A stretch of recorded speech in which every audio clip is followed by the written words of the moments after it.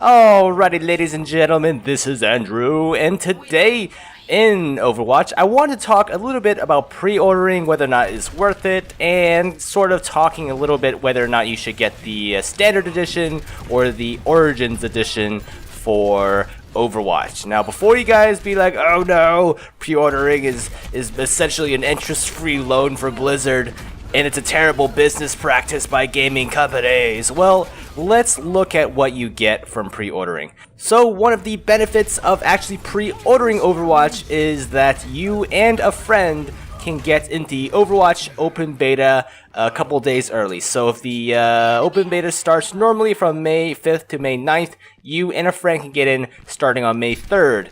Which is nice. I mean, that kind of depends on how much you really value the open beta, how much you're really itching to play Overwatch. And I guess this is sort of Blizzard's way of sort of incentivizing a lot of the only watch players into getting in. Now, another benefit of pre-ordering Overwatch is you get an exclusive Widowmaker skin, the Noir skin, or Noir skin, depending, it means black in French, okay? It means black. And essentially it looks like this.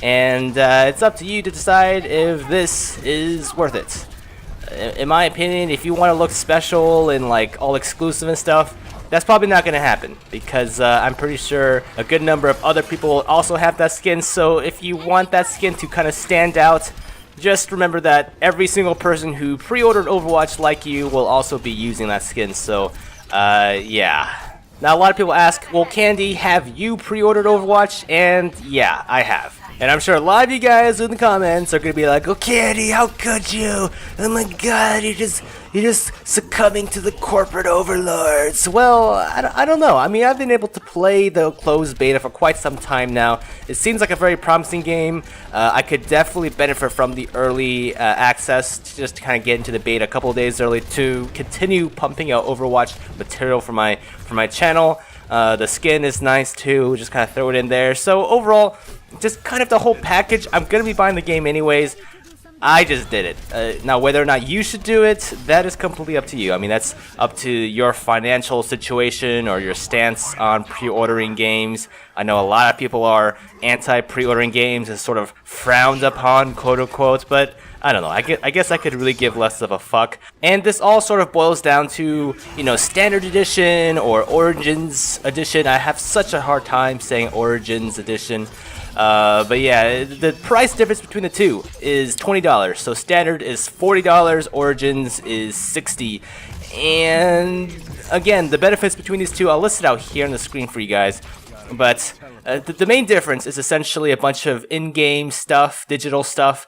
You have a Tracer from Hearthstone. You have World of Warcraft, a baby Winston pet.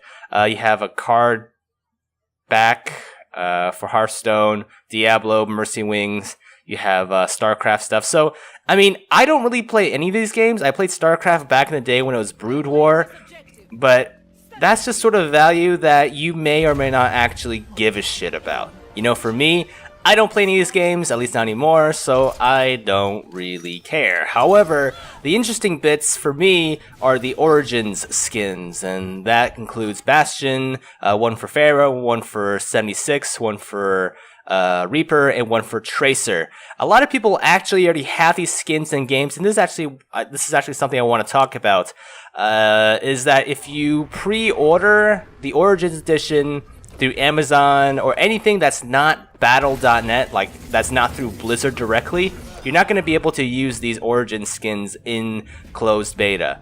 I'm sure most of you guys don't have this problem or wish you had this problem, but for the few out there who are still in the closed beta, it's something to note. If you guys want to guess how I know this, a gander, a stab at it, a hypothesis, if you will, yeah, I was one of the people who ordered it through Amazon. It's pretty sucky because I can't actually use these skins in closed beta now. If there's a way to use it and I'm missing something, I can't figure it out. And a lot of people on the subreddit, on the forums, also have run into this issue, so I know I'm not the only one.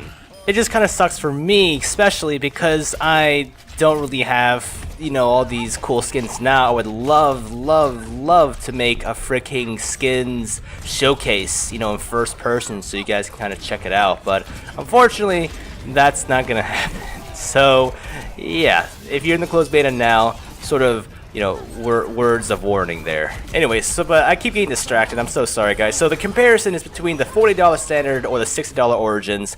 The main difference here is, of course, the skins. The stuff that most people are going to care about are the Origin skins.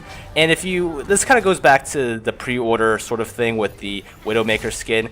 If you want to look cool in MLG, just kind of bear in mind that a lot of people are also buying the Origins edition, so you're not going to really stand out. I mean, no one's going to be like, whoa, you have the overgrown Bastion skin. Well, yeah, chances are, 30% or 40% of the population is going to already have that skin.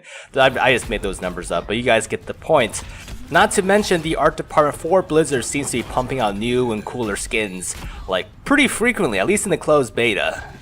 And then you sort of have the people who collect skins for some sort of value, right? People like investing in cosmetics in certain games like CSGO or Dota 2 because they're like, oh, maybe this will have value later on.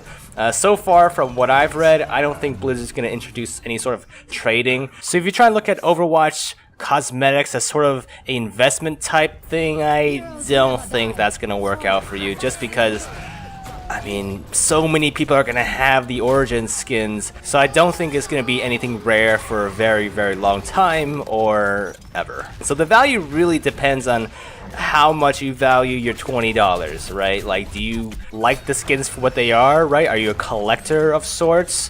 For me, the $20 was, pretty much worth it. I mean, most AAA titles are $60 anyways, and considering Blizzard says all future heroes and maps and stuff, they're all going to be free, I figured the $20 is just, it's fine. It's fine. I guess I fall into that collector category, but that's totally up to you. At the end of the day, your $20 is your $20. So if you want to buy Overwatch and you're debating between standard and Origins, keep in mind that the only thing you're really getting are skins that everyone else is probably gonna already have. Not everyone else, but most people are already gonna have. So I guess for the big spenders out there is always the collector's edition, which is going to be $130, and all you're really getting is a Soldier 76 statue, visual source books, and a soundtrack CD thing, and nice packaging. It does have some nice packaging, but I feel like the general population isn't really torn between $40 and $130. If you want to spend that much money on the collector's edition, you're probably gonna do it no matter what. Yeah, so I hope this video has been helpful for you guys in sort of figuring out whether or not the Origins edition is worth it for you, and whether or not pre-purchasing